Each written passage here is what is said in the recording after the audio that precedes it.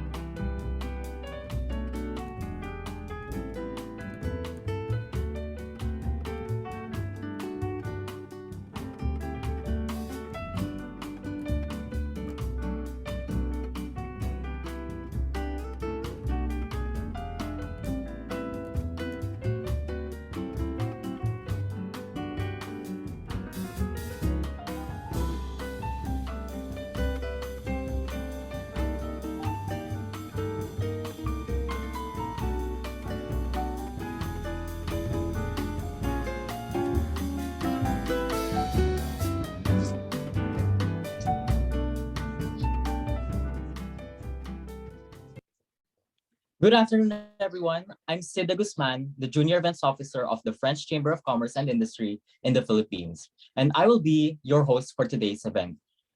I would like to formally welcome you all to Hear It from the CEOs, Breakthrough of Women Leaders.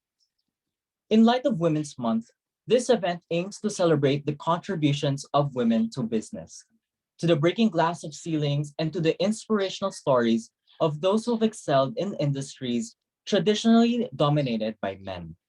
Sharing with you a glimpse of their journey to where they are today, we invite you to learn from these entrepreneurial thought leaders as they divulge on what you can do, how they enable women in their team, what you can do to empower women in your team, and why it will be beneficial for your business at large. This event is made possible by the initiatives of CCI France Philippines and the Dutch Chamber of Commerce in the Philippines. With the support of its partners, co-event partner Digital Filipinas, supporting organizations Advantage Austria Manila, the British Chamber of Commerce in the Philippines, the Italian Chamber of Commerce in the Philippines, and the Nordic Chamber of Commerce in the Philippines. Media partner, the Manila Times. Now, with that said, before we officially start the event, please be reminded of the following. Please keep your microphones on mute while the event is ongoing. And should you have any questions, feel free to write it in the chat box, or you can send us a direct message and we will relay all questions to our speakers during the panel and Q&A session. The event is currently being recorded. We will be sending the recording to all attendees after the event, along with the post-event survey, as we believe your feedback will enable the Chamber to provide more quality events that are best suited to your needs. Lastly, kindly change your Zoom name by putting your first name and last name followed by your company. All right, I won't keep you all waiting as I'm sure you're all excited to hear from our invited set of speakers already. But before, before that, to officially start this event, allow me to introduce the Managing Director of CCI France Philippines, Ms. Maylis Charlotte, to deliver the opening remarks. Please, let's welcome Ms. Maylis. Hello, thank you so much, Sid. Good afternoon, everyone. I am Melis Shala, the Managing Director of the French Chamber of Commerce and Industry in the Philippines. First and foremost, I'd like to give a warm welcome to our participants and our guest speakers for today's event. So we indeed have an incredible panel of speakers. Let me introduce you to them very quickly. So we have Amor Maclang, which is the convener of Digital Filipinas and World FinTech Festival. She's also trustee and executive director of FinTech Philippine Association, the co-founder also of Gazer Maclan, and she's also a board member of CCI France Philippines. We'll also have Miss Louella Caridad, the General Manager of NG Services Philippines, and of course, Miss Lorelie Quiambao-Osial, the President and CEO of Shell Philippines. So on behalf of the Dutch Chamber of Commerce and the French Chamber of Commerce team, we would like to thank indeed our event partners that you mentioned, Sid, so Digital Filipinas, Advantage Austria, the British, the Italian, and the Nordic Chamber that have been co-partnering for us with this event. So today we'll be tackling in these topics such as women in the fields of technology, industry, and energy. These fields are usually indeed, unfortunately, male dominated. So even if it's things are quite changing, but yet those women that you're gonna see later will manage to, break the glass ceilings, as we say, and go beyond expectation.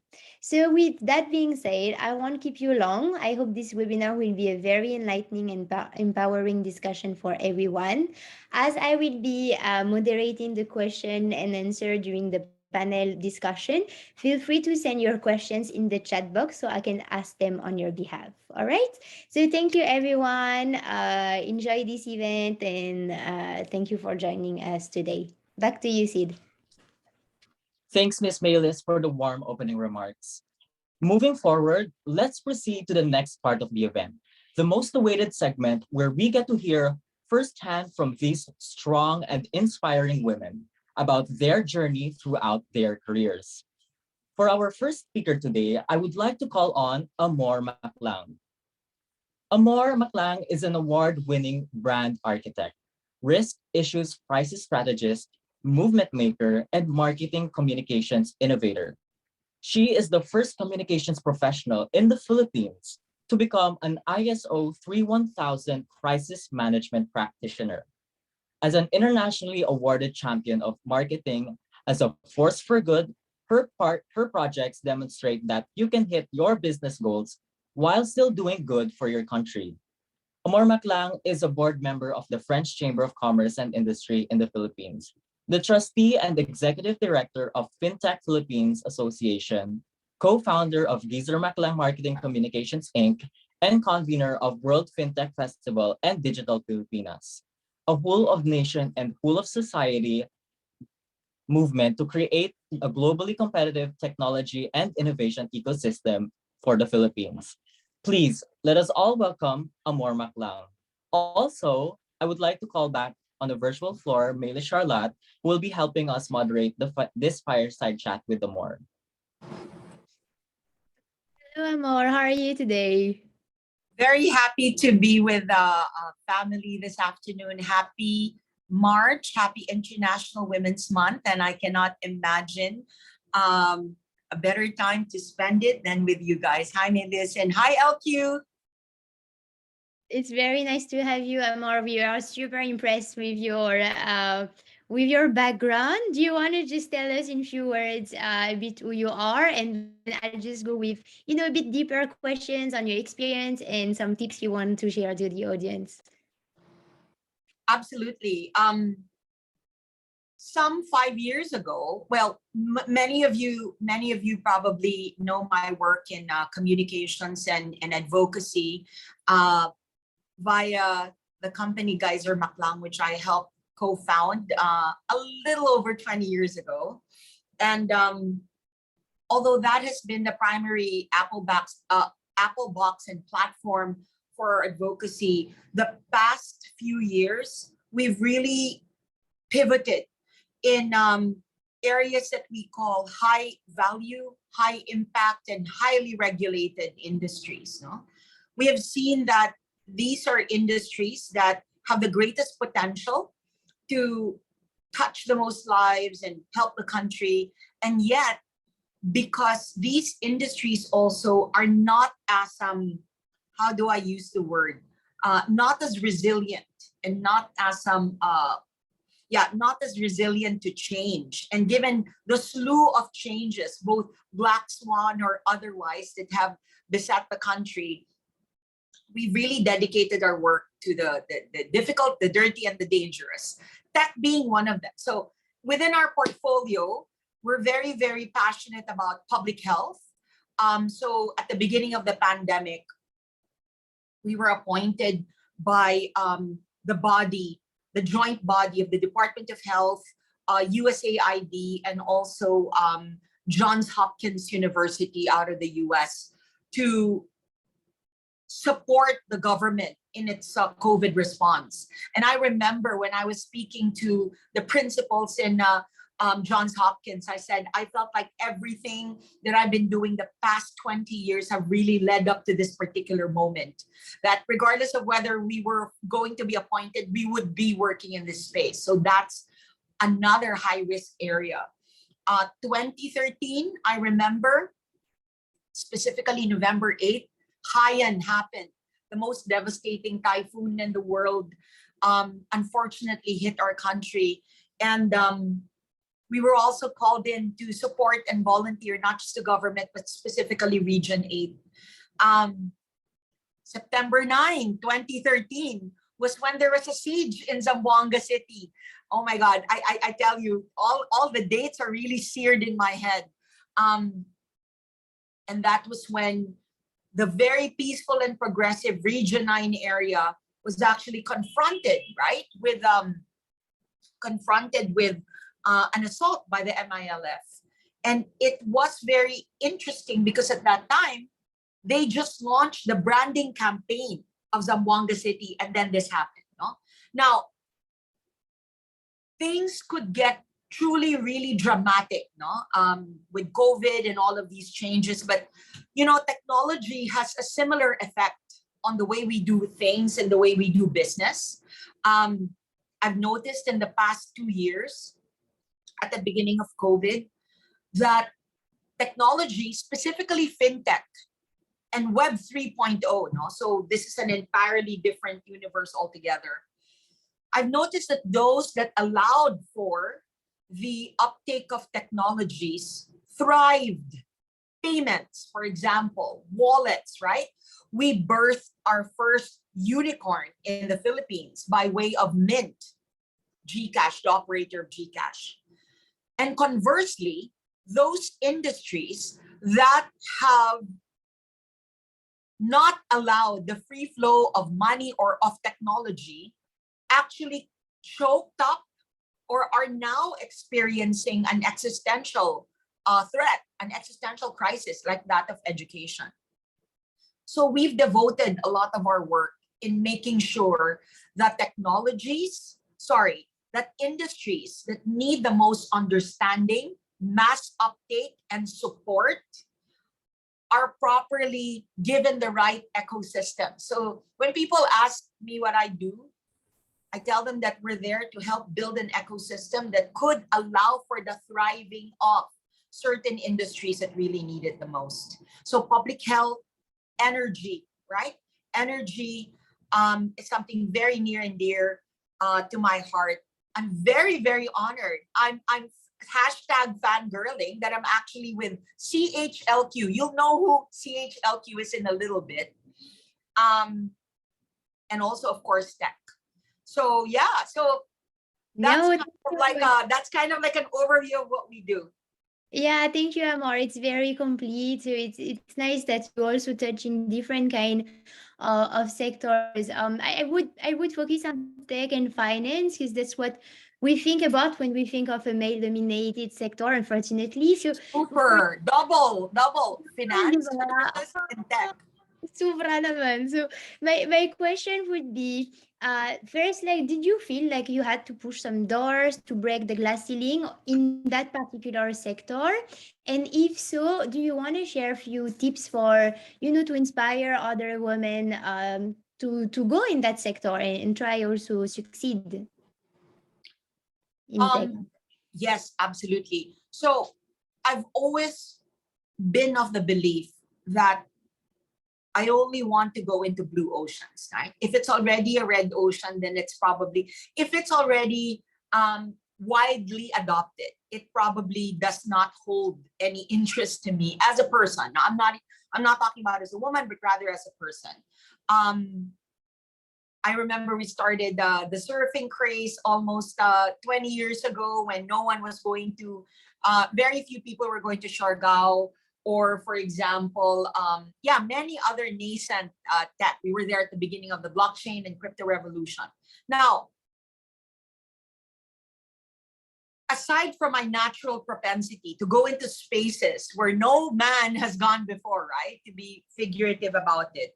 I also feel like I'm one of the boys, right? So I don't know if that's an appropriate thing to say, but I remember I have a friend who said, "Wow, Amor, whenever you convene meetings, especially in the tech space, you're usually the only woman in the meeting." Mm-hmm. And I told this friend of mine that I don't look at it that way because I kind of see myself as one of them, right? So that's one. Now, as to how appropriate that is, I don't know. And second, I feel like there are things about me being a woman that allow me to kick more doors in the tech and financial services space, right? I suppose that at the beginning, they're curious, right? What is a non-coder and a non-financial institution person doing in tech? Lobbying, building ecosystems, etc. So maybe at the beginning, it's really curiosity that makes them pause and think. But then at the end of the day, being able to engage is only one aspect of it. We need to be able to deliver, right? So regardless of whether you are a man or a woman, at the end of the day, the proof of the pudding is in the eating, right? So I think that's really critical. One of my dearest clients taught me P, B, and C. We never communicate anything. unless your performance and your behavior aligns together. And so I think, regardless of the kind of initial impact that we give as women, right? Charming, disarming, whatever, right? Articulate. The end of the day, whether you're a man or a woman, you need to deliver and align what you say with how you perform and how you behave, right? So that's how we're going to be judged. So it's an advantage. It's an initial advantage, but at the end of the day, we gotta deliver. Would you say that as a woman leader, you people were expecting even more from you? Like, did you feel you had to over deliver to be trusted, or that's not something you really occurred and not had the experience of in the past? See, Melis, you know me. We've been working together for close to 2 years now. I don't know whether I can attribute that to the gender gene or to my natural propensity, because usually when people deal with me, they say, "Oh my God, Amor, right? Wow, that's overwhelming." And I said, "Good, because that's what I intend to deliver on. If I didn't overwhelm you in our first meeting, then most likely there's something wrong with me, or I'm sick, or there's a problem." So we do, and it's maybe not just my personality, but rather the types of problems that we hope to take on, right? So whether it's financial inclusion, or the fact that we don't have enough upstream investments in energy in the country to make us energy independent, or the fact that we don't have enough data to go around to account for the right public health decisions, the kinds of problems that we take on are not for the faint of heart. Let me just leave it at that. First, when they meet me and they think I'm in communications, they think, what, you promote fashion or clothes or whatever. I said, not at all, right? Not at all. Not at all, not at all. No, that's very interesting. I wanted to hear a bit those personal thoughts, but what would you say on how are women, shaping the tech and innovation landscape of the Philippines, and who are the female a bit front runners in today's Philippine digital ecosystem as well? Great. Thank you. Wow, that's a tough question. I don't want to be put on the spot, but a few names come to mind. So number one, I'm sure you've heard of the e-commerce phenomenon that is Kim Lato of Kim Store. She started at 18 years old selling over Multiply, and now at the ripe old age of 33, she has built the most formidable and the largest e-commerce technology vertical. My God, right? Talk about overachieving under 40. Hats off to her. Also, I wanted to do a special shout out for Martha Saison of Mint, right? And the amazing women leaders in GCash, like Pebble C. Their CTO is a woman. Their head is also a woman. And under her aegis, it wasn't my first time to engage with GCash and Mint. And prior to that, they had other male leaders. But it was under the auspices of Martha that Mint became our first Philippine unicorn, right? So that's something that I'm really excited about. I also wanted to share with you, not necessarily a Filipino, but the founder of Tala, Shivani Siroya, who is Indian at birth, is the founder of Tala, which is basically the largest lending tech platform in the world. And while their scope is in Kenya, Tanzania, and India, the Philippines to them is ground zero of all of their execution.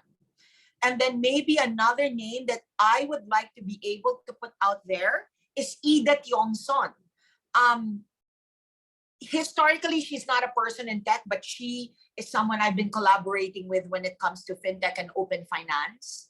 I remember when I first met her sometime in 2018, I've been talking to her like I grew a second or a third head about ICOs and tokens and fintech.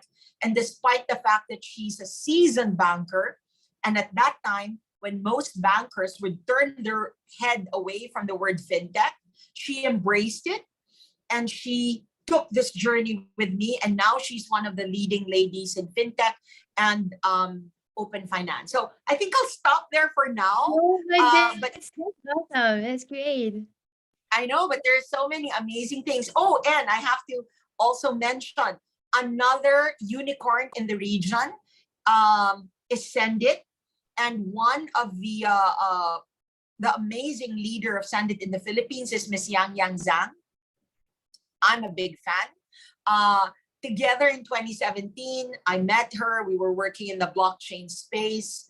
And now, right, she's leading the charge. She's leading the charge for Sendit, an Indonesian unicorn. Oh, I will be remiss if I don't make mention of the amazing female founder of YGG, right? So I'm sure you guys have heard of Beryl Lee's work in the play to earn space, no? So forget texting, forget Facebook. So texting, Web 1.0, social media is Web 2.0. Web 3.0 is all about the internet of trust and money. And when it comes to that, the Philippines is number one in the play to earn space. The amalgamation of fintech, crypto, and play to earn sees its fruition in companies like YGG, and it's also led by a woman, Beryl Travis Lee. So I'll pause there for now. My God, there's so many women in the tech space, and I'm just happy to be riding on the shoulders of many of these female giants, Maylis. It's really awesome. Thanks, Emma, for sharing, because it's also good to see that there's several examples in the tech industry. I have one last question, but I'll have more later for the panel discussion. So my last question, just before we move forward with the other speaker, is what do female leaders bring to the table that allow them to thrive in industry such as tech, for example, but generally speaking? Okay, I can't speak for Everyone. many other leaders, but at least just between you and me, Maylis, I'll share with you. My God, I feel too comfortable around you. I'm beginning to forget that there's an entire universe listening to us. You're bad for me, Maylis. You're bad for me. But at least I can speak for myself. What do we bring to the table?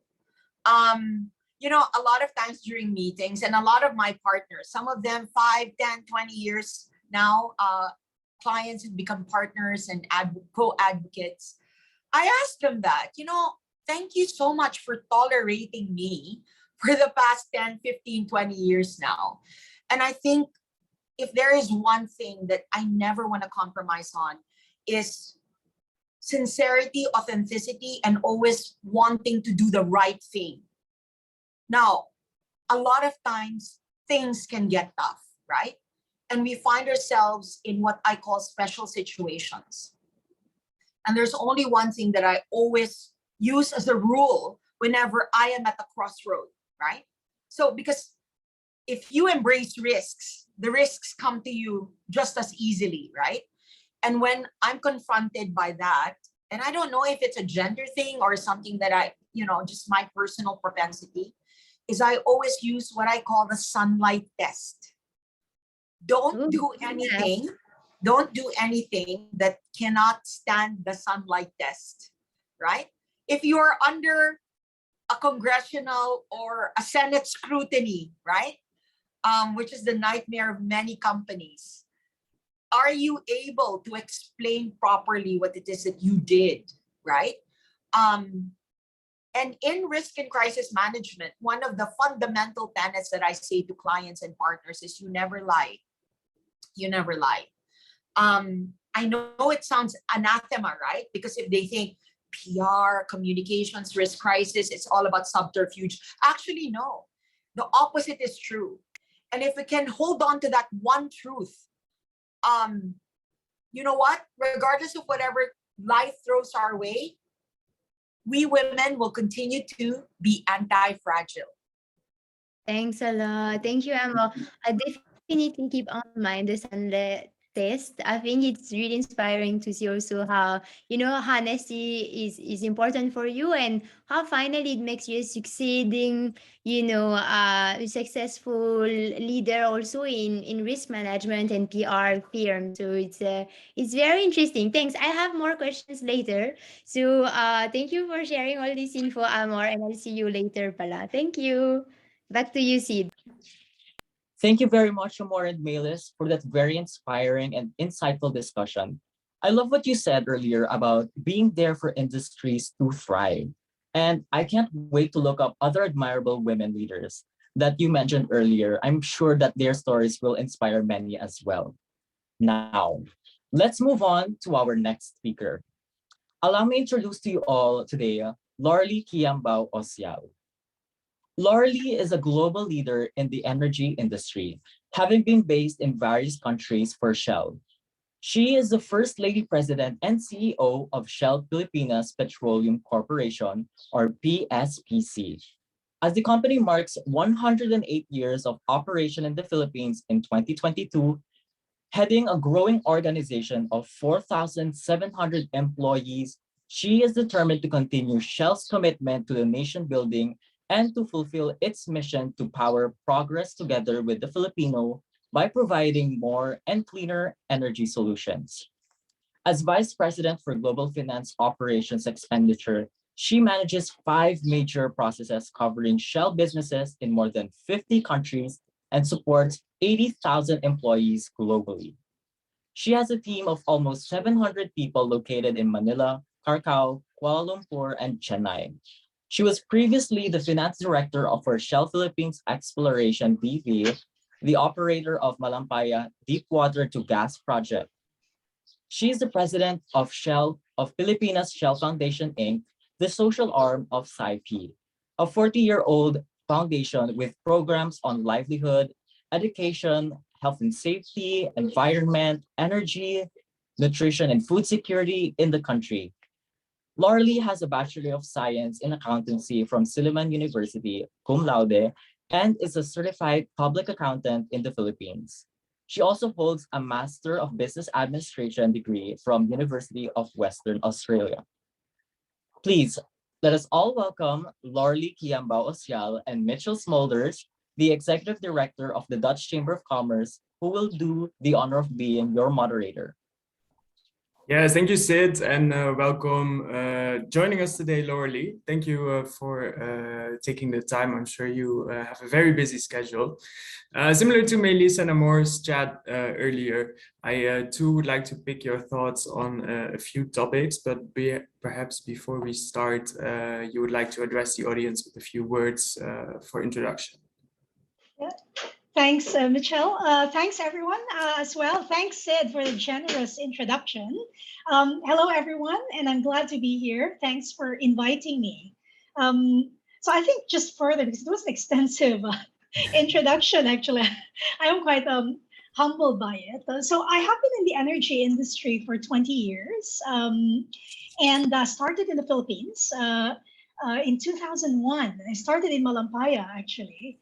And it was that time that we were just about to have our first gas flowing. So quite a significant time when I joined the energy industry. And since then, I've had quite a purposeful and meaningful career within Shell, really participating in various operations around the world. So in my 20-year career, most of it, over 10 years of that has been outside the country, really looking at various upstream and midstream initiatives and opportunities in South Asia, Middle East, and North Africa. I further focused on being more involved in Iran. And before coming back to the Philippines, I actually spent considerable time working on Iraq. So in an area called in the south called Basra Gas Company, and it was in this company where I was basically part of the pioneering team that re-entered Iraq from the shell perspective. We exited Iraq in 1976, and since that time, there have been a lot of wars. So if you guys recall, I'm not quite sure if some of you recall the Iran-Iraq War in the 70s that lasted 7 years. And then over time, there was the Gulf War I, the Gulf War II. So the country has been through a lot. And I was then part of the small team that really looked at maximizing and developing opportunities within Iraq. So I did that. Leading, I think, one as part of the deal team, and then looking at joint venture setup with our partners Mitsubishi and South Gas Company, the national gas company of Iraq, and then eventually being the finance manager for projects to this company that became the world's largest flare reduction project. And I was then looking at really the startup and provision of a world-class finance organization, looking after approximately 80 projects with a $17 billion capital investment. And even as of today, actually, Iraq remains to be one of the toughest external environments within the Shell portfolio. I think it gives a different name, a different view to when you say you're going to work, because that time going to work for me was actually going on a plane and then landing in a country wearing my bulletproof vest, riding in armored vehicles, and then doing that, leaving the country after 4 days and coming back again the next week. And I did that for almost 3 years. So quite an exciting time. At the same time, I did not realize it then. I think it's probably something that I could relate to in what Amor mentioned earlier. I think looking back, I think I realized that at that time I was the only female and the only Asian in the project leadership team. So I did that until 2016. And in 2016, after being away for more than 10 years from the country, I did come back, worked as finance director for Shell Philippines Exploration BV. I then moved on after that to do a global role, I think as Sid mentioned. And in doing that global role, I was really looking at digital transformation, really looking at introducing an innovation culture, and then sponsoring digital transformation in the areas of process mining, artificial intelligence, automated audit and risk management solutions, and also democratization of technology, and looking at how the professional and the finance professionals evolving to be able to equip people for current skills and skills for the future. So I was doing that indeed solely until December 1, just last year. It was at that time that I assumed my new role as country chair of the Philippines and as president and CEO of our downstream company. Yeah, it's a long background in a global industry across the various countries as well. So yeah, very interesting to hear also your perspective on today's topic. And to dive right in, yeah, also drawing on your global experience in the energy sector, because this sector is perhaps thought of as being a little male dominated.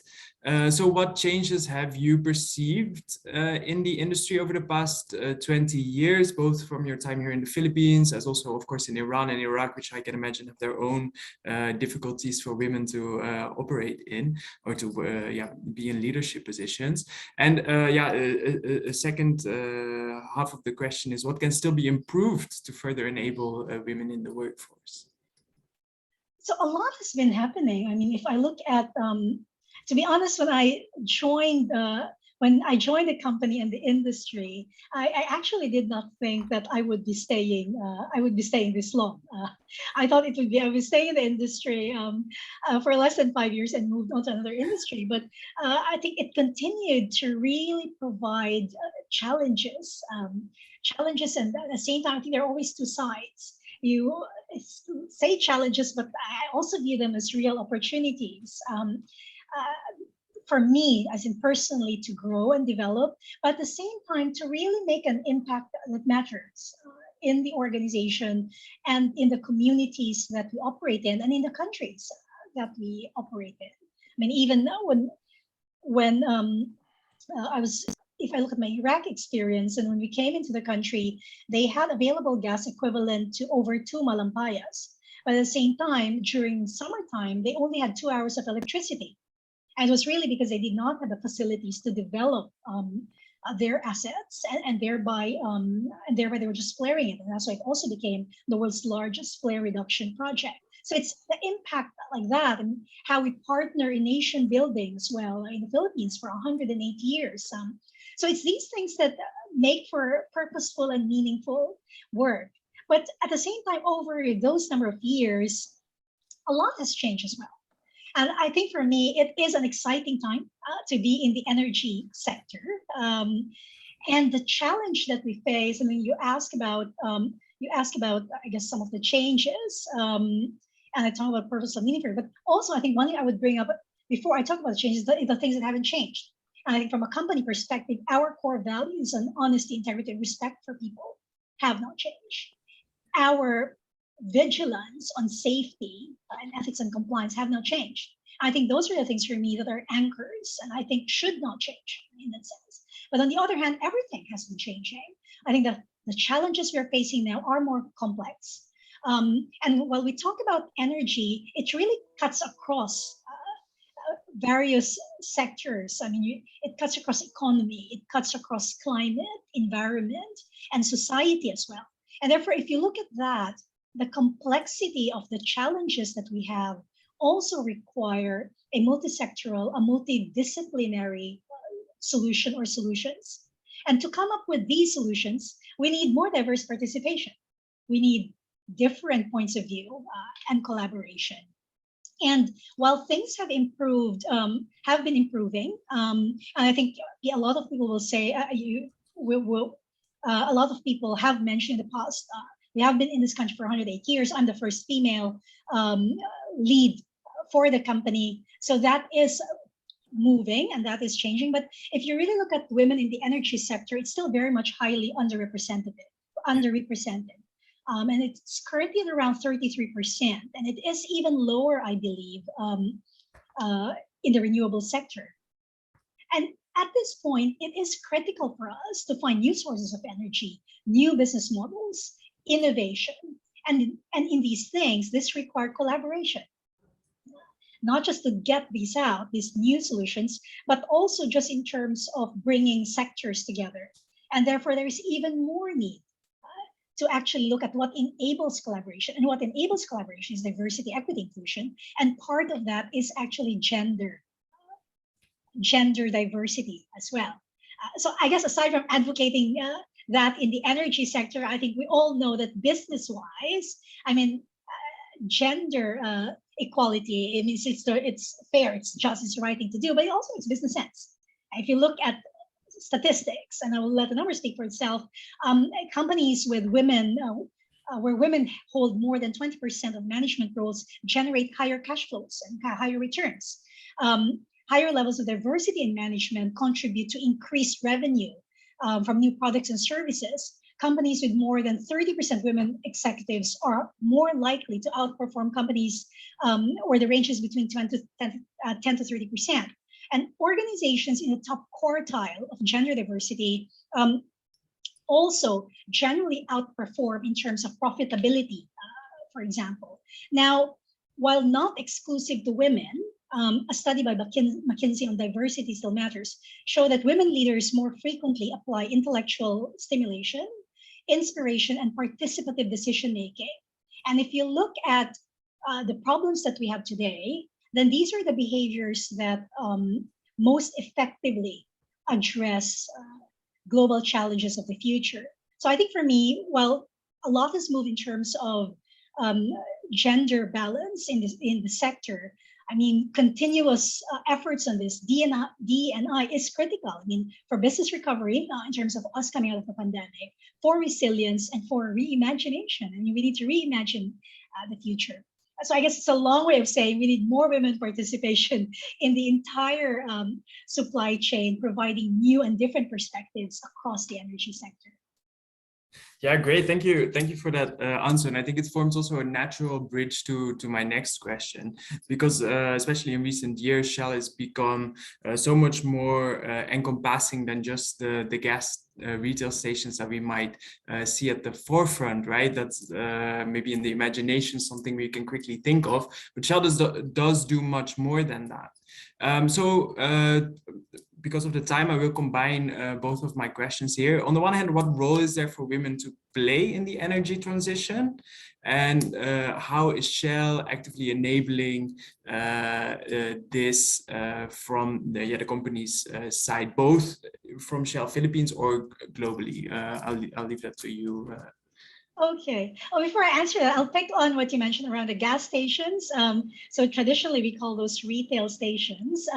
But I think you guys will start noticing that the movement to convert and to transform our retail stations to mobility destinations. And basically, I think if you pass some of our traditional retail stations, you'll see them now, our stations now, having other partners as well that really change and offer a different customer experience.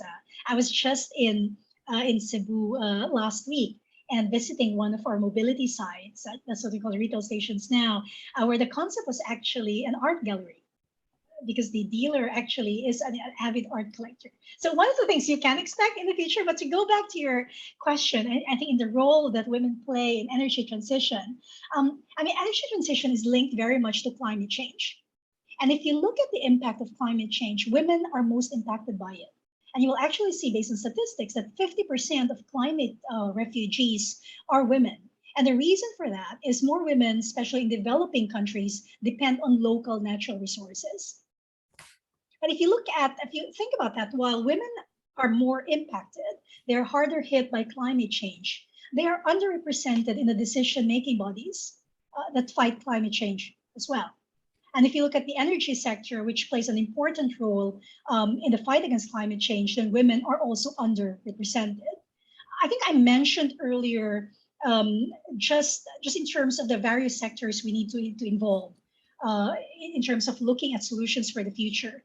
And also, aside from various sectors, when you look at energy transition, you really need to look at it from an end-to-end perspective. Otherwise, it will be a partially baked solution, or it could just be greenwashing.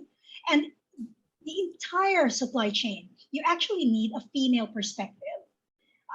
And you need female representation in environment, in social, governance, regulation, policy, supply chain, technology. I mean, even looking at consumers. And who are your consumers of energy?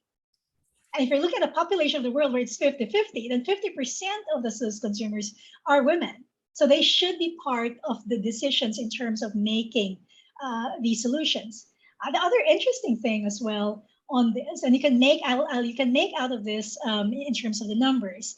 Bloomberg NEF did a data, and they analyzed almost 11,700 international companies in gender diversity and climate innovation. And their study corroborates that companies with greater diversity on their boards, meaning more than 30% female in their boards, manage to better contain the growth of their carbon emissions compared to those boards without any female presence. So I think based on that, I could obviously see just the role of women in that, because this is not just an energy problem, this is a societal problem. And therefore we need both genders to act in the right direction. We need gender perspectives in understanding the issue, putting in policies that are fair, that are equitable, developing plans and projects, and putting in actions that really protect our environment, support the circular economy, and allows us, and not just us, but our children, a sustainable future. So this is actually, I think for me, it's not just a fight, or I think if you look at the fight or the struggle or the challenge on climate change and gender equality, you could actually say it is the same. It is the same challenge. So in Shell, and on the second part of your question, in Shell, we have approached this in a structured and multi-pronged approach. And we look at this, we cover this using 4 elements. And one of them for us is really looking at the right policies and processes, ensuring that our policies and process benefit both genders, and making sure that we have the right, we create the right framework and the structure. The second element that we do is looking at career development, having award-winning programs, looking at mentorship, sponsorship, maximizing the networks that we have. The third one is representation and metrics, making sure that the entire cycle, I mean, from recruitment all the way to the different stages in a person's professional's life, that they are supported. We measure as well, so metrics, I mean, what gets measured gets improved. And lastly, it's not enough that you put these things in place. You need to have leadership accountability and creating the right culture. So more senior leaders showing up, having the right tone, being able to articulate the business case on this one, and creating an inclusive environment. So welcoming diversity, but that will not be, you'll not be able to unleash the power of diversity if you do not create an inclusive space where everyone feels nurtured and respected, and where everyone can come as their true whole selves. I think this is so many great points that you've mentioned, and I'm very excited also to hear more of you speaking in the panel discussion that Melis will do in the second half of today's session. I'm also very happy that at least for my own board of trustees, we cover 50% are female representatives of the members, so we're very proud to at least meet that benchmark ourselves.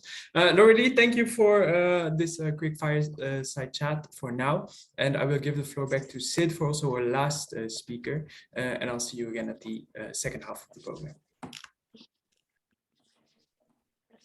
Thank you very much, Mitchell and Lorelie, especially for sharing with us your incredible journey, your views on the changes you see happening in the industry. And I absolutely agree about what you said, that we need more diverse participation. And with what you said towards the end of the chat, we'll keep in mind those elements that you mentioned earlier. That was really powerful.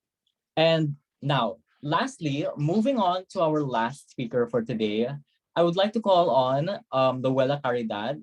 So to introduce her to you all, Louella Caridad is the General Manager at NG Services Philippines, one of the entities under NG Southeast Asia, a cluster with a fast-growing team of over 2,000 employees with presence in Singapore, Malaysia, and the Philippines that provides tailor-made integrated energy solutions in commercial buildings, industries, and cities.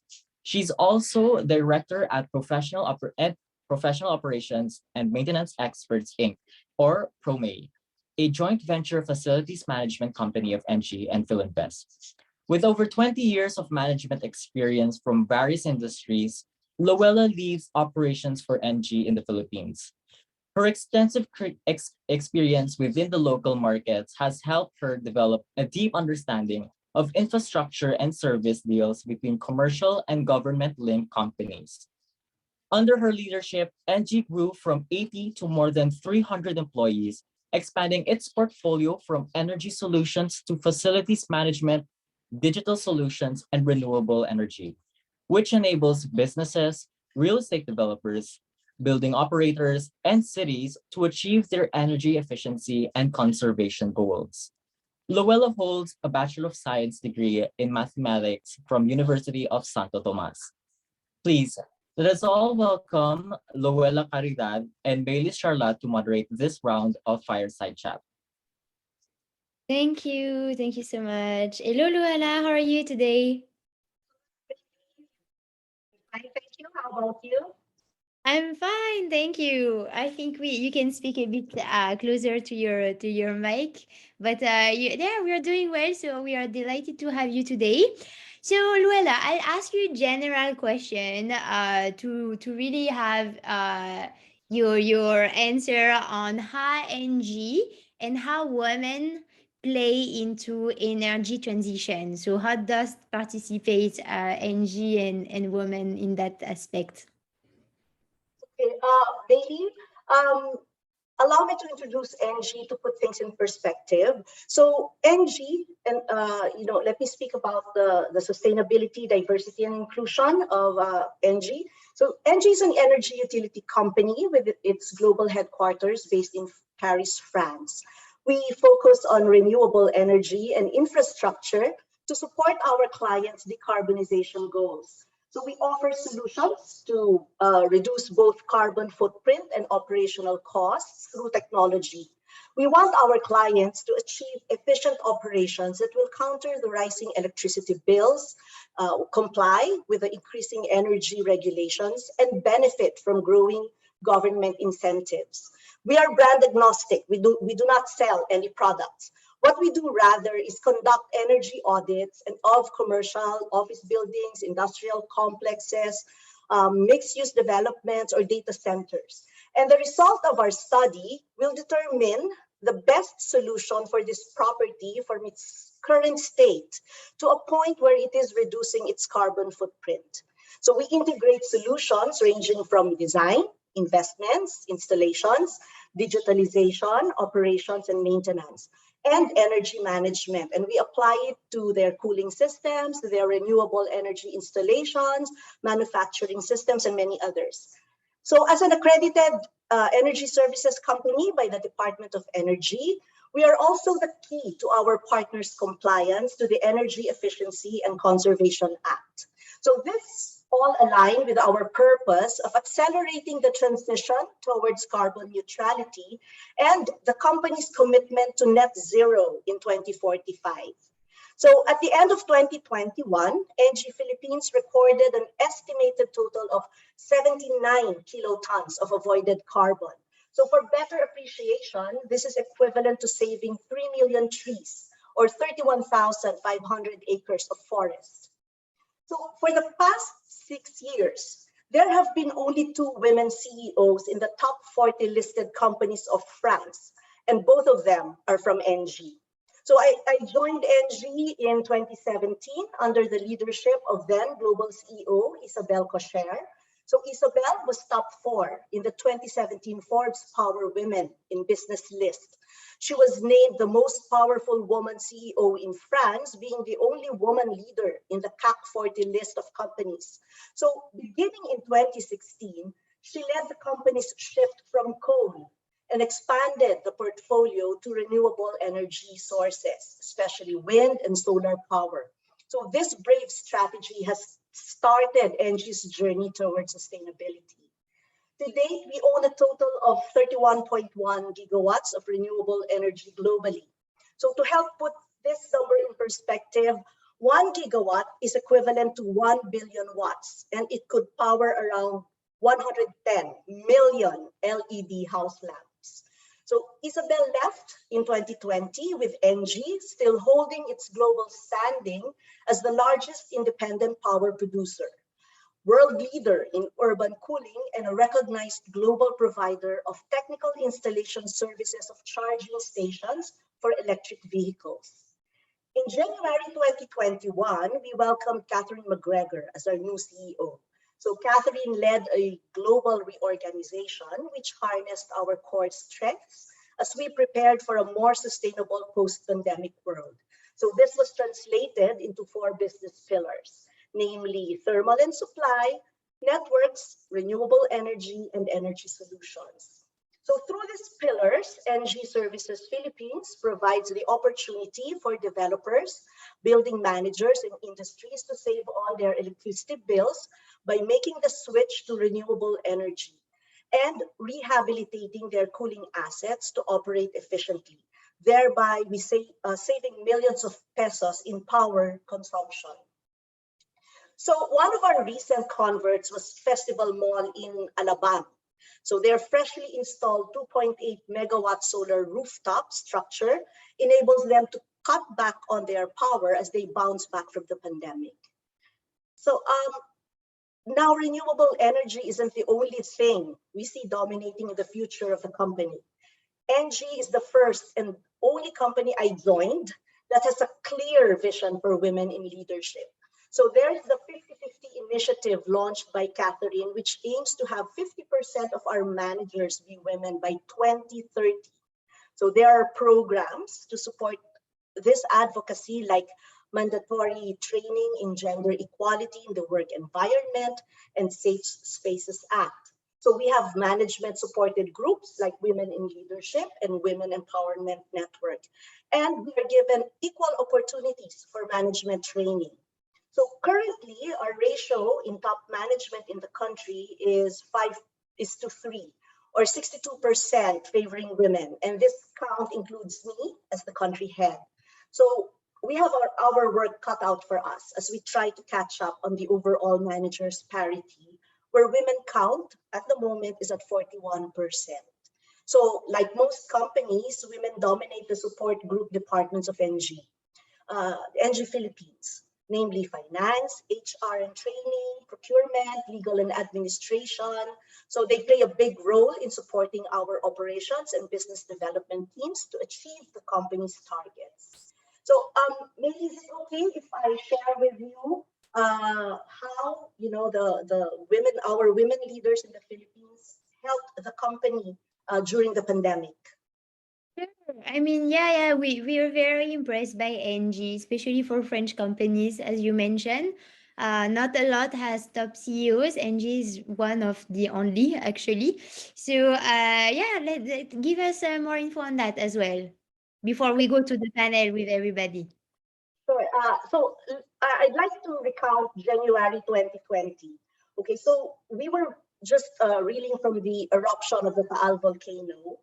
And immediately after, bannering the headlines was the news of a highly contagious coronavirus. So we then began monitoring the development of such, as well as preparing for all possible scenarios, including a total lockdown. So by the time that the national government imposed the community quarantine, all we had to do was roll out the response plans of the team. So coming into the pandemic, it was very clear to everyone, to all of us, my mandate was we support our clients and we protect our workforce.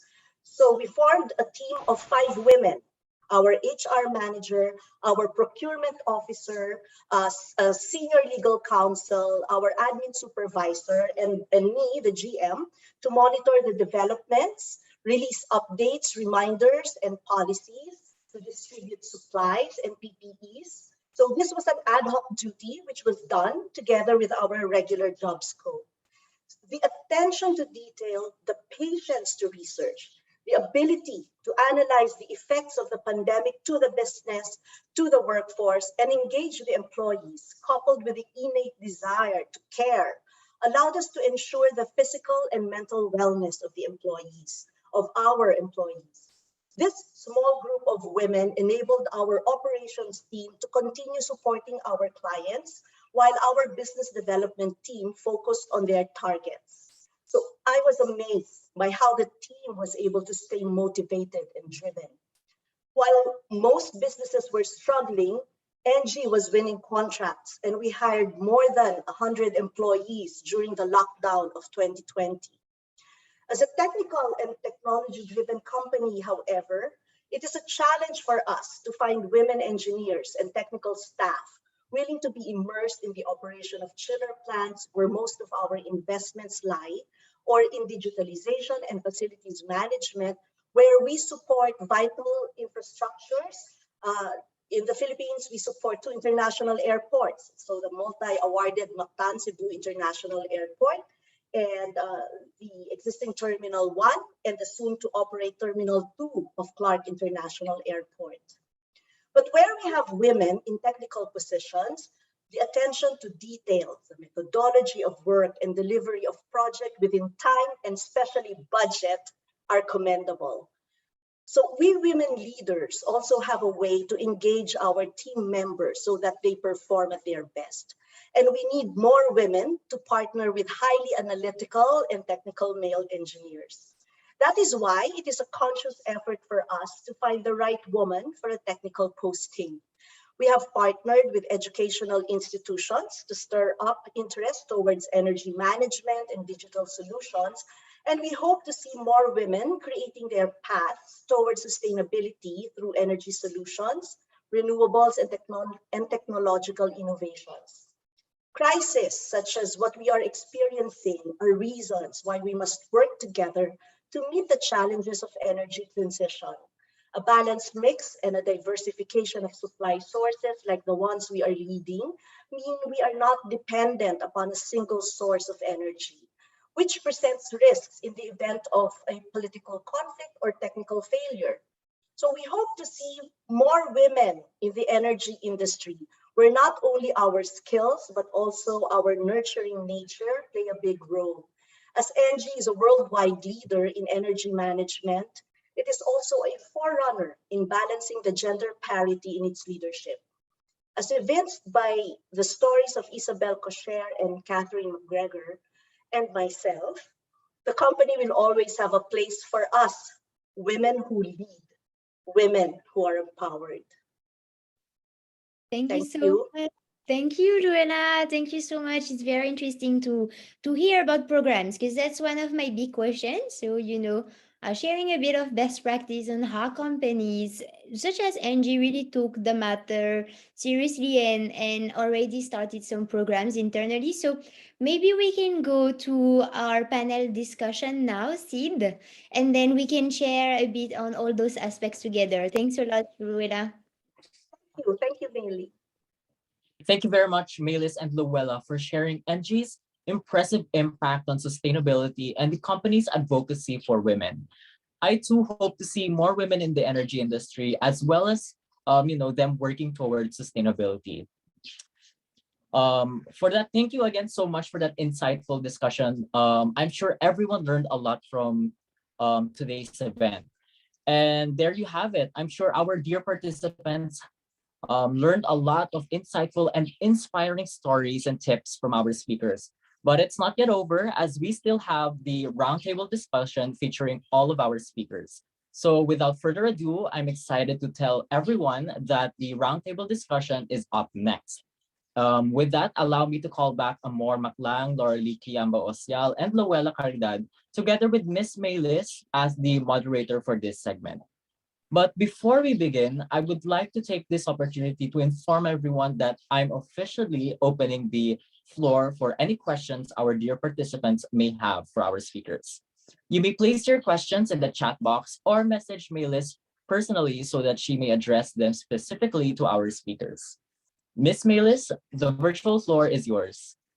Merci, Sid. Maraming salamat. Thank you very much. Hi again, ladies. Luella, Lorelie, Amor. It's nice to see you all gathered. I cannot believe it's such an incredible panel. So thanks for your time. We received a lot of questions from the audience, so I'm a bit filtering, but I'll start with one general, and then I hope I can get your answer on that, because I think the big question, and even for me, was there a moment of doubt being a woman in a male dominated field, especially when you started your career, and how was it, and how did you conquer it? Basically, how did you overcome it? So Amor, you can go first maybe, and then Lorelie, and then Luella. Are you doing it alphabetically, Maylis? No, I'm just kidding, I'm right? just I'm just going like that. No worries. Hi Luella, hi LQ. So Hi, very Amor. happy, so very happy to sharing this platform with you guys. You know, there's sorry, Melis, what was your question again, quickly? So did you have a moment of doubt when you started? A moment where you wanted to give up because you felt it was. Well, you mentioned that you didn't really feel like different from the male of the tech industry earlier, but did you feel, even though for other reasons, or how did you conquer any doubt in your career, especially the one you built here in the Philippines? Absolutely. Well, doubt, that is something that I subject myself every single day. I mean, a lot of my work is in high risk industries, and therefore self-examination is actually very important. So doubt is not necessarily a bad thing, but there's a certain kind of doubt that is actually confronting women, and it's called the imposter syndrome. Mm. Basically, it assaults more hyperachievers, no? And it actually confronts more women hyperachievers than anything. The imposter syndrome has nothing to do with being an imposter. It has everything to do with the fact that you doubt yourself, um, and assess yourself less than what you're actually able to do.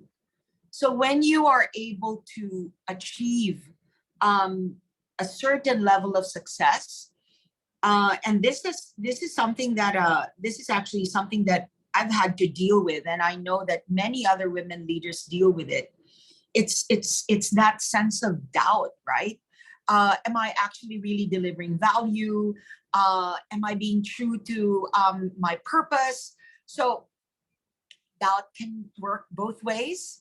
It could Yes. be good in daily examining and challenging cognitive biases that could actually either prevent us from moving or allowing us to grow. And then there's of course that imposter syndrome. So I'll leave it at that for now. Something to think about. But it actually assaults more women hyperachievers than anything. Yeah, thank you. It resonates a lot also to me because when you start and you're young and also you want to achieve and deliver, you might feel like this imposter syndrome, which is counterproductive. But I like how you also see doubt as, a key to deliver well. So, what about you, Lorelie? Is that something that resonates as well? So I think for me, growing up, I had a mother who had a full time career and raising four kids as well.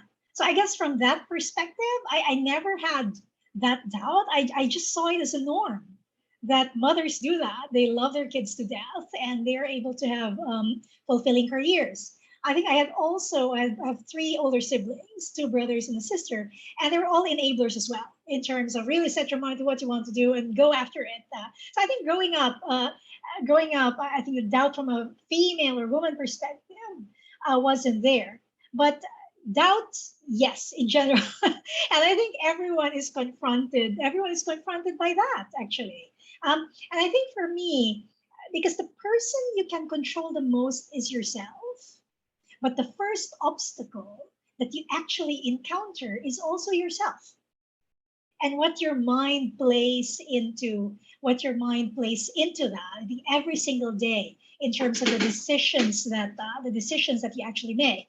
And I think that's the thing. I do resonate with I think whether it's imposter syndrome or just doubt from a professional perspective. The first thing is to conquer what it is that is in your mind and to really look at whether you can, because that can be, I think that's good, because if you don't doubt, then maybe it means that you don't care on how you perform, whether you're doing your best, whether you're adding value, and that's care, that's dedication, that's passion.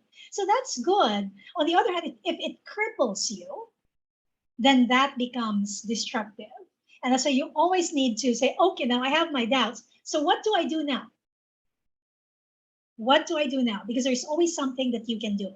And I guess for me, it's focusing first on the things that you can control and acting on that.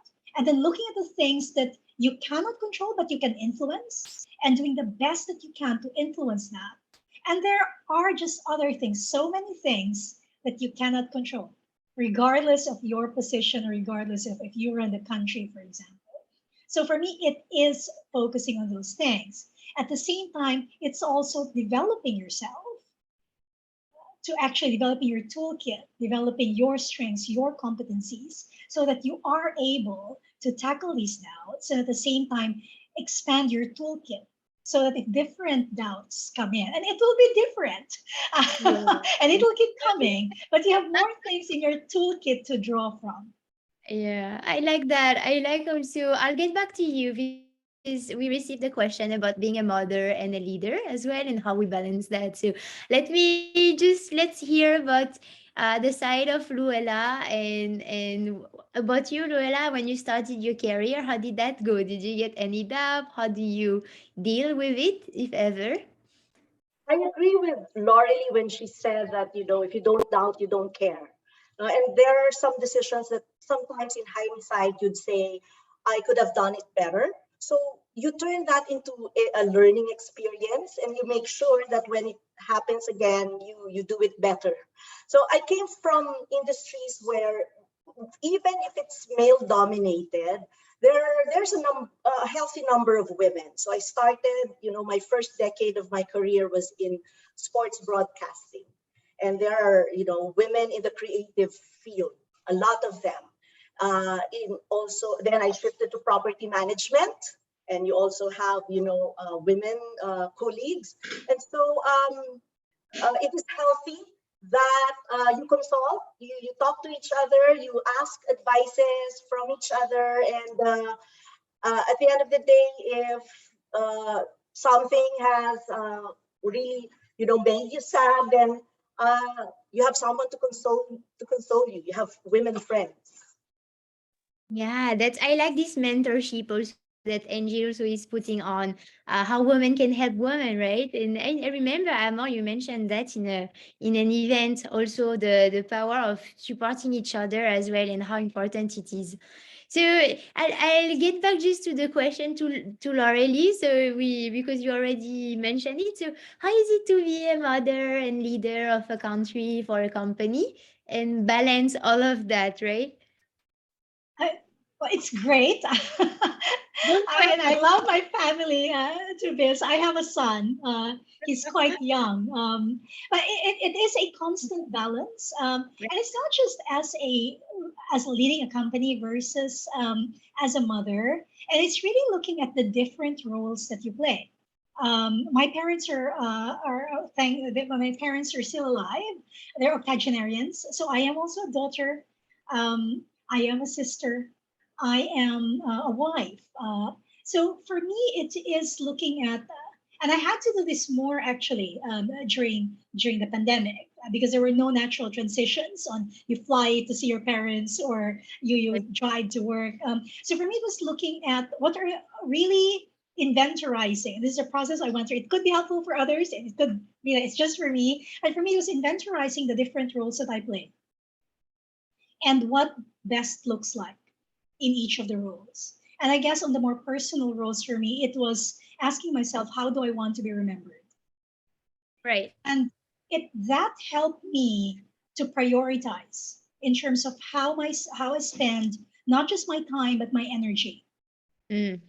And it is constantly balancing those because things will change. There will be times in your career where you really need to focus on that. And there will be times, there are moments in your son's life or even just the quality of time that you spend that's really important. So it will be a constant balancing and rebalancing. So aside from looking at the roles you play, looking at what best looks like in each of them, how you want to be remembered, it's also communicating that. So we do have a lot of discussions at home with my husband in terms of how we integrate work life, for example, or how we make for an effective work life. At the same time, I have those conversations with my leadership team and with the people around me. And Right. it is that constant communication of that and being clear in terms of what is a priority at certain points in time. Because it will not be all the time, everything. Yeah, sharing with your team members is a nice tips also because it's nice to be transparent on what's going on home, right? So I like how you're transparent and how it help you also over get your husband into helping also when talking about it. So Amor and Louella, Amor, you wanna work-life balance in general? I mean, anything you'd like to share on that? I would like to add, Oh, no. So, Uh, sorry. Louella and then Amor, you can go after. Louella, go I on. would like to add to that. No, yeah, I'm really lucky to have a very supportive husband and children who are as well supportive and understand what I do. But aside from managing a company, I also manage our household. And I think one thing that is good for Filipinos or living here in the Philippines is you can outsource. So cannot cook, outsource it. Cannot clean the house, outsource it. So just having a support system. A support system. Amor, do you want to share also on your experience? Thank you, Louella. Um, you know, when you prompted the question on motherhood, um, it actually brought in a lot of emotions, and primarily because today we're talking about inclusion and diversity, and I am a very proud mother of a girl who's in the autism spectrum, and uh, hopefully all of the advocacy that is being done towards inclusion and diversity, starting, of course, with the gender narrative, will also give rise to genuine inclusion and accepting neuroatypical, right? Neuroatypical children. Sorry, allow me just for a moment to say my daughter runs an aquathlon much better. I mean, she runs an aquathlon and she's way on her way to becoming the first person in the spectrum to be certified a diver. Oh, And one day, I hope to be like her when I grow up. that's really Amazing. you're gonna make me cry, Emma. That's why I turned off my camera, because she walked in. She's like, "Mommy, I'm here!" Right? I love it. Sorry, I didn't mean to be cheesy. No, I'm easy. I'm an emotional person. So don't worry. And I feel touched because I think the Sorry, what Maylis. That's lesson. why when LQ was saying that over, we had a non-lunch lunch, and Yeah. he talked about inclusion and diversity, and I was really hoping that more companies would actually create opportunities for right. neuroatypical kids. Thank you. Yeah, actually, people on the spectrum, LGBTQ plus persons, yeah, with disabilities in general, religions, gender equality, all of that is part of diversity and inclusion. It's a lot, right? So what lessons can companies learn from programs, or how do they need to get on board for those who didn't start yet? Or what do you think for those who started that they need to keep continue doing, right? So I'd like to start with Amor, because I know a lot of that's what you advise also a lot of companies to get in the work. So can you tell us a bit more how they should start, right? You know, when you talk about things like diversity, inclusion, sustainability, or even governance, right? You think of companies like Engie, you think of companies like Shell, but what we're really advocating for, especially in the tech space, is the smaller you are, the more you need to start thinking about it. Tech for us is a real tool towards sustainability, transparency, governance, right? The blockchain technology is there because it allows for the truncating of processes and also being able to see how things really are. So I don't want to geek out too much in Web 3.0, but I think what I want to be able to say is, regardless of your size as a company, and if you're starting out, you have to start acting like the big boys and girls, like Anji and also Shell. And this is something we say to a lot of tech startups, right? You're not just here to be able to flip at the end of the day or get a high valuation. No, we're in technology because it is a tool for something much bigger than ourselves. Diversity, inclusion, sustainability, governance, those are not buzzwords. If you want to be here for the long haul, you need to start acting with those in mind at the get-go. The smaller you are, the more you need to start thinking about those things. So whether it's including more into the workspace or making sure that your actions can always stand the sunlight test, that's probably my suggestion.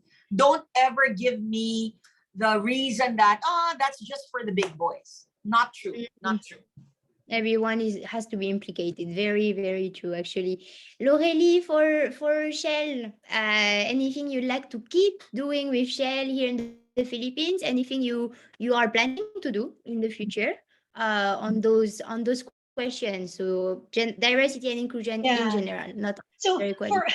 for us, we really, really believe that it is critical to our success, that we can we can only be the most innovative and competitive companies if we are reflecting, if you're reflecting the distribution or the demographic and the diversity of our consumers, our society, and our partners as well. And I think further to what Amor said, I resonate with that. That yeah, it is for everyone, big or small. And I think for me, if you're a smaller company, for example, then first understand what it is. Understand the gender issue. What is gender balance? Understand persons with disability. I mean, Amor talked about uh, her lovely and inspiring daughter. But even when you say a person has autism, they're not people. Neuroatypical kids and individuals are individuals, and it's different for each one.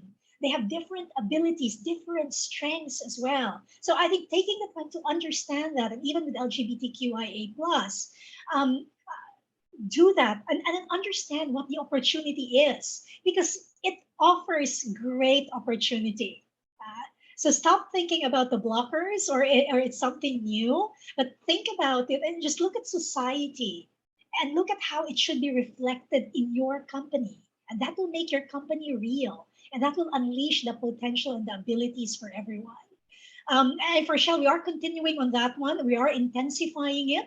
And for us, it's really one diversity, which we look at from a cognitive side. And it's really the difference is not as visible, but difference is how we think and how we approach risk, how we view opportunities, how we provide solutions. And then you have the demographic diversity. And I mentioned, aside from gender, then we're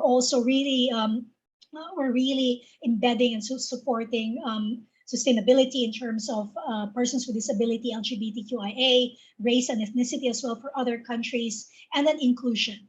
Because as I mentioned earlier, this will be for nothing. You could have the most diverse workplace, but if you don't have a space where people are psychologically safe, where people can speak up without fear of being discriminated, if you build a place where people can come as their true selves and come as their whole selves, and they feel nurtured and respected, then you will not be able to unleash the diversity that you attract in your company.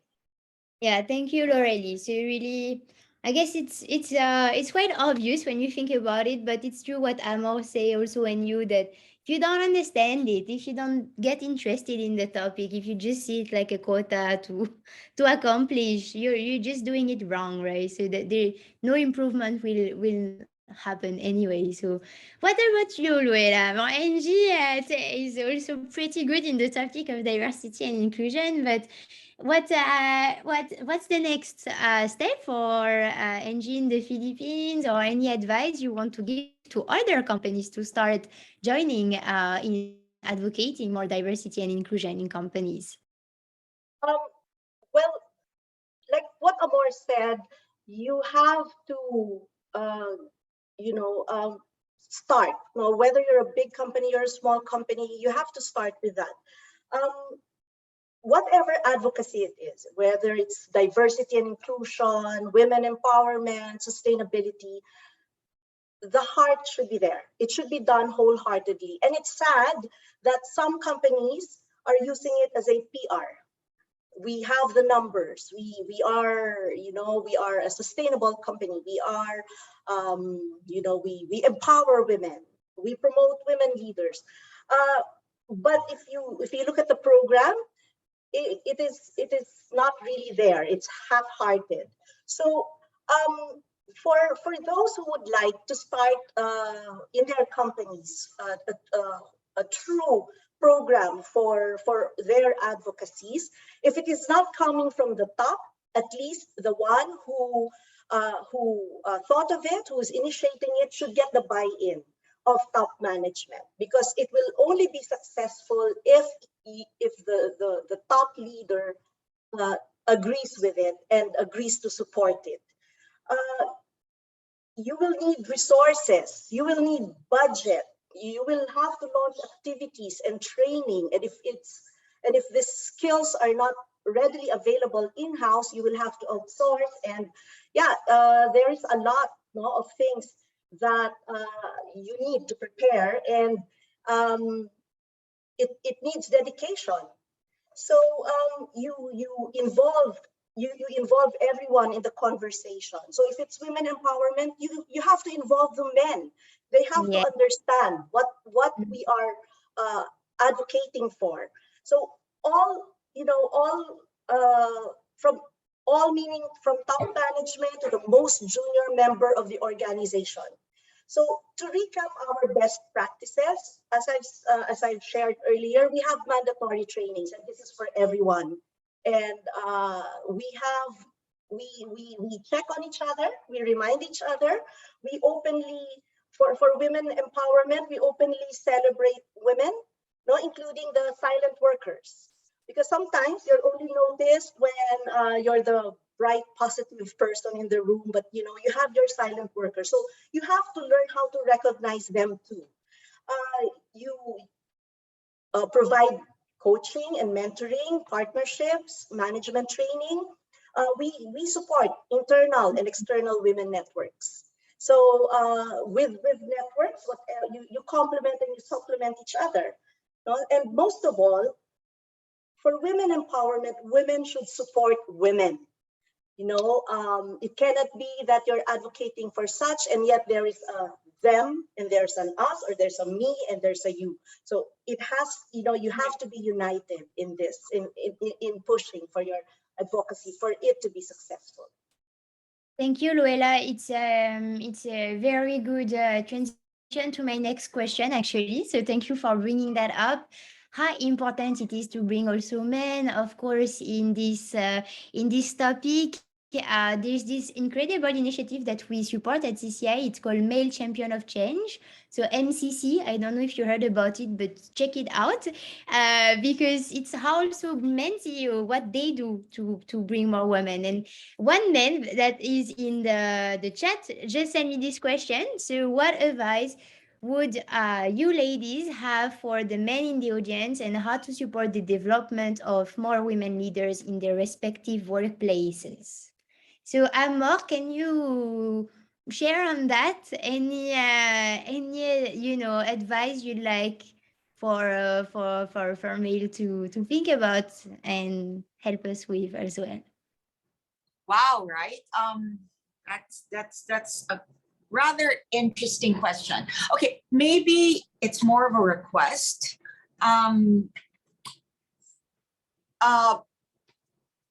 When men and women work together, right? We tend to adopt certain we tend to adopt certain stereotypes about how each other works, right? Men tend to act this way, they're territorial, they're bossy, and all those terrible stereotypes that come with it. Maybe what I would like to ask is if we can find a way to appreciate each other's strength and try to complement each other. For example, I think one of the things that make women strong at what they do is their sense of consensus building. One of the things that I really am pleased about our work in technology, or even in government affairs, public affairs, is the ability to create consensus, especially when there's uncertainty and there's risks. Perhaps that's where the maternal instincts kind of come into play. How do you make sure that everyone's looked out for, everyone's taken care of? It's not an us versus them, which could be a very male narrative, right? Sorry to be pulling in some stereotypes also. It's not about us versus them, as Louella so beautifully said. It's how do we all come together? So I don't know if that's an advice, but maybe more of, instead of focusing on those things that sets us apart, men and women, I'm not going to say focus on the things that we're similar in. No, let's embrace those things that set us apart and find a way to complement. Right. That makes Let's sense. work together, diba? Lorelie, what about you? Advice for men. So I view allyship as really providing everyone, I mean everyone, the opportunity to participate. and to work together for better outcomes. And I think in working together for better outcomes, that it is really embracing the different styles that people have, men and women, and learning from those and using those depending on the situation. So it is also in terms of situational leadership and what type of leadership style do you bring in. So I think for me, I guess just in terms of the working together piece, how we act, how we show up, that would be, I guess, my ask. But if I delve down really in terms of defining allyship, then I think one, a good understanding of I guess a good understanding of your own values and identifying your own mindsets about work and about leadership and about women as well. So I think take that time to reflect. What is how do you identify? I mean, how do you identify with yourself? And then seeking to understand gender-related challenges, and not because they do exist. And then sharing opportunities, sharing responsibilities as well. I think visible recognition is one, and also speaking up when you have a question for understanding, or if you see or you feel that something is out of place. And with that as well, if there's something that's really great that's done in visible recognition and sponsorship as well. Thanks, Lorelie. Yeah, for sure. Speaking up is it's a very important action to be in the action of also calling out those that might be challenging women wrongly, right? Look, I see it's 3:30 here. I have all the team telling me maybe it's the time, so I will be closing this panel. Unfortunately, Louella, any other comments or Amor or Lorelie you want to share? Louella, any few words?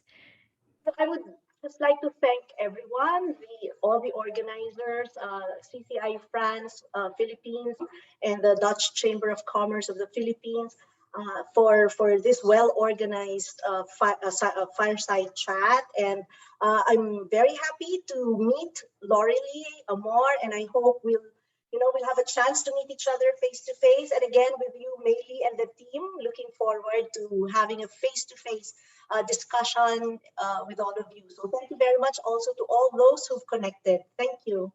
My pleasure, Lola. Amor, any few word? Wow. Maybe not gender related. It's really more of trying to push our agenda for innovation and technology. 2022 is going to be a watershed moment for all of us Filipinos. I'm not here to talk about who you should vote for, but more of please examine agendas.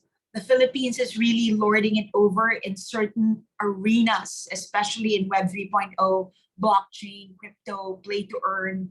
The rest of the world is looking at the Philippines. We're experiencing a reverse diaspora of some of the best and brightest in the world, such as yourself, Maylis, choosing to domicile themselves in the Philippines, right?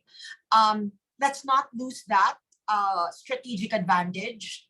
Let's demand an innovation and a tech agenda from whoever is running. And regardless of your industry, you can tech up your industry. And that's what we can do together to tech up our country. Maraming salamat. Thank you, Amor. Thank you so much. Lorelie, any few words? Thanks to everyone. I think thanks for organizing, to the organizers. Really glad to be here. I think I'm looking at the chat. I think great energy as well from the participants. Unfortunately, cannot answer all the questions, but really engaging. And it's really an honor for me. I mean, it's great. I met Amor. This is twice in 1 week. So it is an honor. And to meet Louella and Amor together, it is an honor for me. I think we do need more role models. And I see these great, amazing women who are really creating a path. It's good that more and more people see these amazing ladies. I think good role modeling. A lot of people cannot be what they cannot see. So here are two great ladies that I have the honor of being with this afternoon. And I think for me, as I mentioned before, just in terms of what can you do after this talk, because again, it depends on you. You're the first person you can control. So I think all of us, you mentioned, have doubts. But indeed, the first obstacle to ourselves is ourselves. So really look at how you can break your own barriers. I think we all want a sustainable future, as I mentioned, and the future can only be sustainable if it is equitable. Thank you so much, Lorelie. It's very inspiring. Thank you. I think the audience is super glad. I will have a last picture and then the closing remark of Michelle, and then I wish you a very great afternoon. So back to you, Sid, maybe for the picture and then calling Michelle. Yeah, so all right, that ends our roundtable discussion. Thank you everyone for all your questions, and of course our guest speakers, Amor, Lorelie, and Louella for answering them. Listening to our speakers today's event was truly inspiring and empowering. Before we end this event, let us all have a short picture taking session. So to all our attendees, I would like to kindly ask you all to turn on your camera for a short while. And I will be taking a number of screenshots since we do have a lot of attendees. So kindly hold your poses. All right, everyone. So 3, 2, 1, smile. All right, next. 3, 2, 1, smile. All right, and then next one, last. 3, 2, 1, smile. All right. Thank you, everyone. As the event is coming to an end, I'd like to acknowledge our co-organizers and event partners once again for making this event possible. A huge thanks to the Dutch Chamber of Commerce in the Philippines, Digital Filipinas, Advantage Austria Manila, the British Chamber of Commerce in the Philippines, the Italian Chamber of Commerce in the Philippines, and the Nordic Chamber of Commerce in the Philippines. And lastly, to our media partner, the Manila Times. Now, to officially mark the end of this event, I would like to call on Mitchell Smolders, the Executive Director of the Dutch Chamber of Commerce in the Philippines, to share his closing remarks to everyone. Mitchell? Thank you, Sid. Yeah, first of all, a big thank you for today's speakers. I fully agree that there were so many insights that were shared that were super interesting. The energy was really good. And I hope for our audience members today, they have taken some interesting lessons and that they can apply it on their own company as well. Of course, also thank you to our audience members for joining us today. Of course, we do these sessions specifically for you, so we really appreciate you being here. Now, I have dotted down some of the key takeaways from all of our speakers. I've tried to summarize as much as possible where all these great insights overlapped or at least enhanced each other. So a few of the things that I noted were that today's world has increasingly more complex challenges and these require multidisciplinary solutions. And that can be reached by integrating different strengths and potential that is reflected already in your workforce. The representation of women has shown to result in more intellectual stimulation, inspiration, and inclusive decision-making. Now, Louella also mentioned the increased level of detail, time management, and overall importance improved when women are included in technical positions, as well as an inclusive space that is enabled by company leaders that is crucial in order to achieve this. Now, Amor mentioned that performance needs to be aligned with company behavior and the importance of integrity in everything you do, and the need to deliver on what you communicate. Lorelie also mentioned that challenges for women leaders in the office can be seen as opportunities for growth and will allow for meaningful impacts in the long term. For example, how women are more vulnerable for today's problems like climate change, but remain underrepresented in decision making. And an additional complication that was discussed among our speakers was that women in the workforce also deal with the work-life balance and expectations that come with this, including managing the household and motherhood. Lastly, the importance of ecosystems. Amor mentioned it at the very start, and the ecosystems that enable the thriving of industries, and how women are crucial actors to push the boundaries of these ecosystems, regardless of the size of the business, as diversity should be seen as really an underlying factor that drives your company's success. Leaders should therefore walk the walk and not just talk the talk. Male allies in leadership positions are also crucial actors to support this, and a general message is to find the strength in diversity and translate that into your next business success. Now, with that being said, I would like to thank everyone once again, our partners, our audience members, and of course, our speakers today, and hope you will join us for our next events. Please keep an eye out for the Chamber's events pages, either French, Dutch, Nordic, Italian, and other supporting partners, or social media pages. And of course, we hope to see you again. In the meantime, we wishing you a pleasant afternoon. Thank you, Mitchell. Once again, my name is Sid de Guzman, and on behalf of CCI France Philippines and the Dutch Chamber of Commerce in the Philippines, thank you for joining us today. Stay safe and have a wonderful day ahead. To know more about our events, feel free to check out our website, browse through our social media channels, or you may simply scan the QR code presented on the screen. Thank you again and see you in our next event. Thank you, Sid. Bye-bye, everyone.